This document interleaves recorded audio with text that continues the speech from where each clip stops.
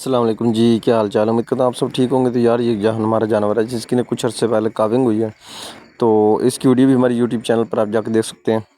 तो इससे ना काविंग के फ़ौरन बाद ही कुछ दिन बाद ना 106 पे टेम्परेचर होना शुरू हो गया और साथ ही कीटोसिस की शिकायत हो गई है।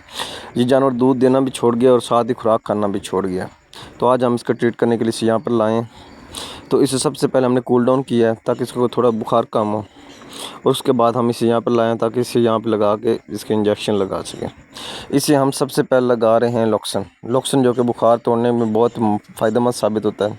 और साथ हम यूज़ कर रहे हैं एक्सिफर।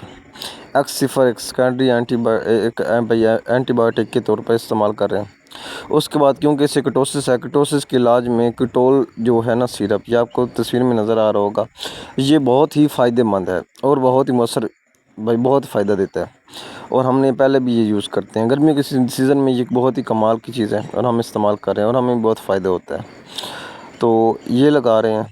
ये इलाज हम 5 दिन के लिए करते हैं, उसके बाद इंशाल्लाह ये मिर्च ख़त्म हो जाती है। उम्मीद करता हूँ आप सबको वीडियो अच्छी लगी। लाइक शेयर और सब्सक्राइब कर दें। मिलते हैं नेक्स्ट वीडियो में।